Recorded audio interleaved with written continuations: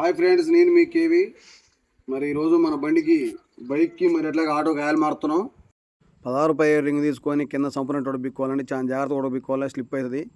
చూడండి, ఆయిల్ మొత్తం శుభ్రంగా కారిపోతుంది. మళ్ళీ సంపూర్ణ ఎక్కించుకొని ఇటు సైడ్ క్యాప్ తీసుకొని శుభ్రంగా దూడ్చుకొని ఆయిల్ పోసుకోవాలండి. చాలా జాగ్రత్త పోసుకోవాలి, కింద పోద్ది.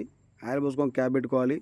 ఆటోకి కూడా సేమ్ అండి. 16, 17 రింగ్ తీసుకొని సంపూర్ణ ఉడబిక్కోవాలి. ఆయిల్ చాలా చిక్కబడదండి.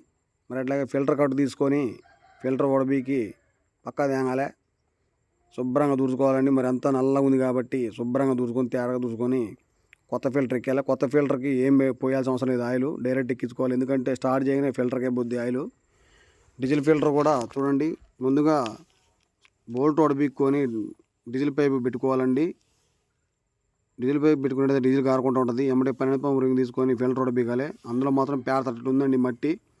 ఆయిల్ మార్చుకున్నప్పుడల్లా డీజిల్ ఫిల్టర్ మార్చుకోవాలి. శుభ్రంగా కడిగి అదే డీజిల్ తోటి శుభ్రంగా కడిగి తూడిసి ఎక్కించాను. లోపల స్ప్రింగ్ వాచర్ ఉంది, అవి చూసుకోవాలి. ఉడబికినప్పుడు మనం ఏం ఉడబికుతున్నామో ఏం బయటకు వస్తున్నాయో చూసుకోవాలండి. కొత్తగా పెట్టి ఎక్కించాను. ఎక్కిస్తే నాకు లారుతుంది బండి ఊగనే. దానికి ఎందుకంటే ఊపిరితిత్తులలో మనం గాలి పోసినట్టే అండి. చూడండి, ఆయిల్ పోయడానికి మొత్తం నేను ప్లాన్ చేశాను, వంగిపోయకుండా అందులోకి. ఆర్నం కూడా కొద్దిగా ఒకటే కరకర అంటుంది, కోట్లే.